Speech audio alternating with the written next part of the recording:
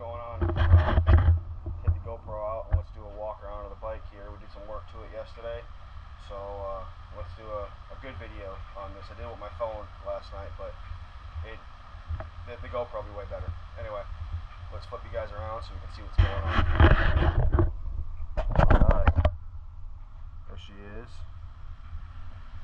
In all her glory. We'll do a little walk around of her.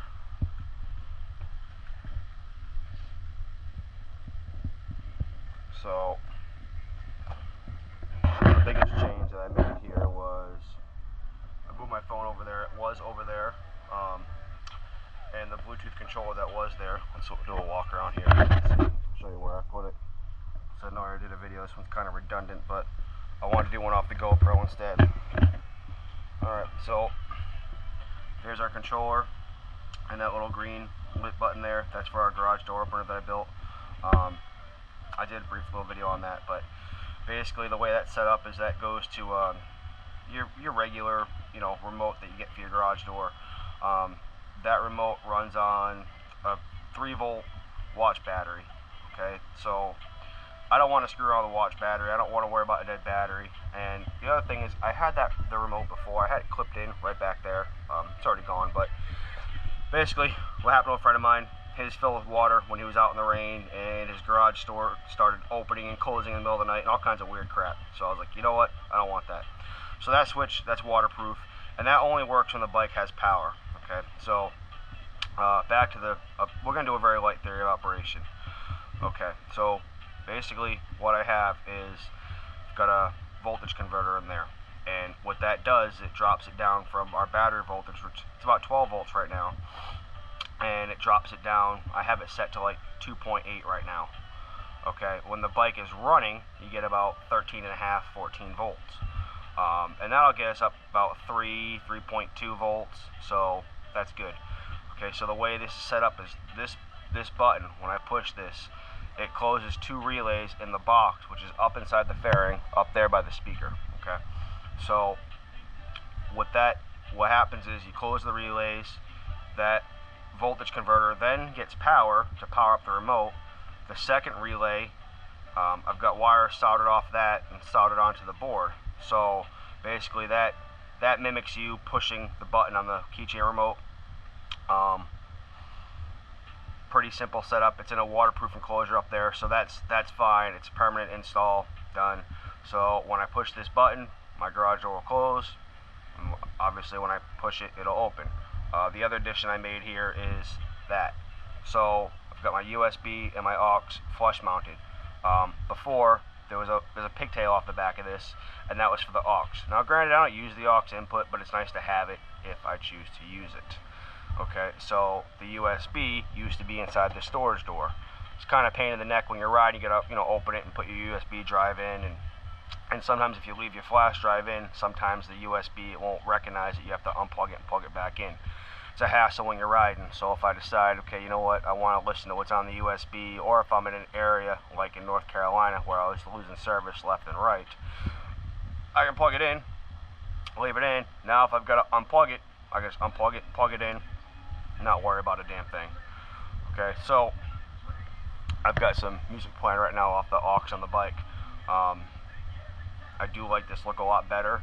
I did have to reach forward before anyway to get it where it was. I did want to clean the bars up, but I had done that. There was a waterproof enclosure that I bought, and I cut it open and I put this inside there and had it on the bar, basically for testing purposes.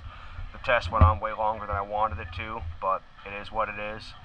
So now this is permanently installed because this thing has lasted. It is in fact waterproof. I've tested it in torrential downpours. It works phenomenal. So it's a keeper, so it's in there. Alright, so now the cool thing, like I said, when I shut my key off, that opener shuts off. Nothing's happening, right?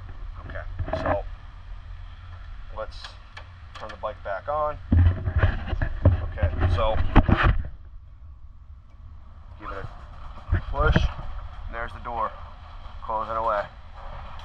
Alright, so now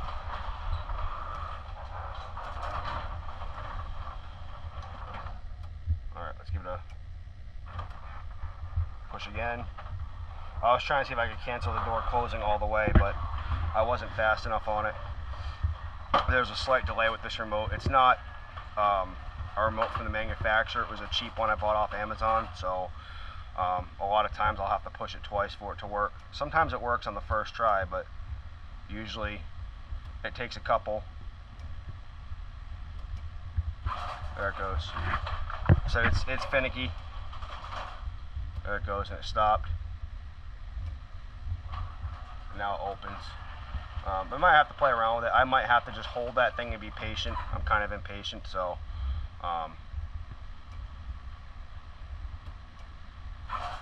yeah, sometimes it takes 2 presses. Sometimes it does it on the first one. It all depends. So it just stopped there. And we'll open it back up.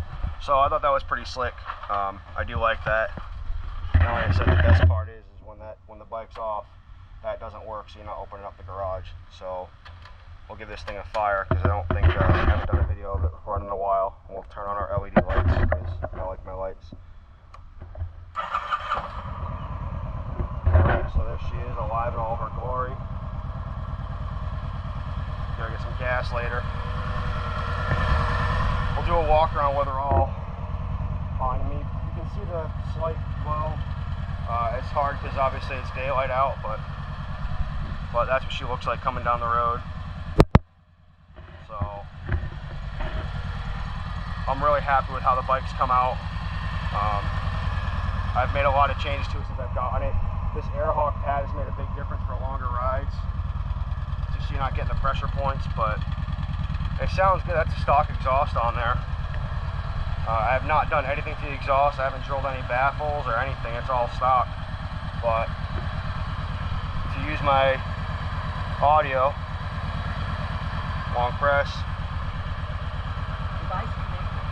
boom, connects to my phone. We'll press play. So this bike, these are Polk audio speakers, marine grade, running off a Kenwood amplifier.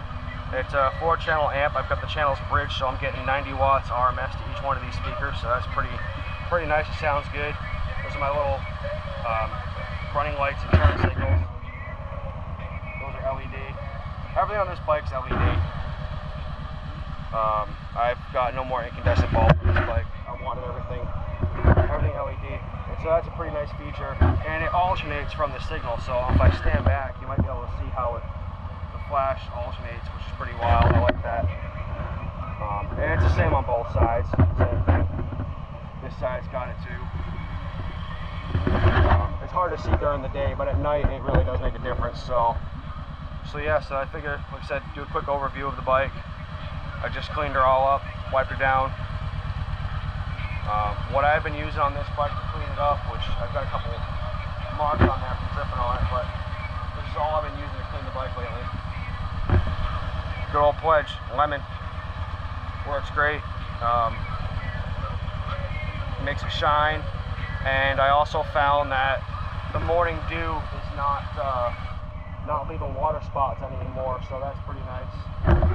One more quick thing too, so on this controller, if the lights bother you, just long press that, so now the only light lit up is that. So if that bothers you at night, it's no big deal, you can just simply do that.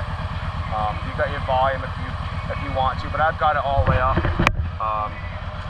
So if I decide to use USB, which is buried in here, let's pop that little cover open.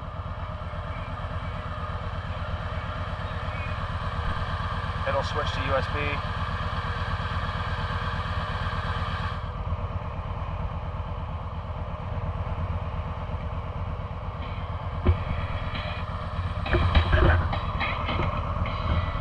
So that's pretty cool how that works. Alright, I'm happy with the build so far. I'm sure there'll be some more changes. So we'll leave it at that for now. We'll turn this thing off, save some gas. But yeah, I'm gonna go grab some lunch now and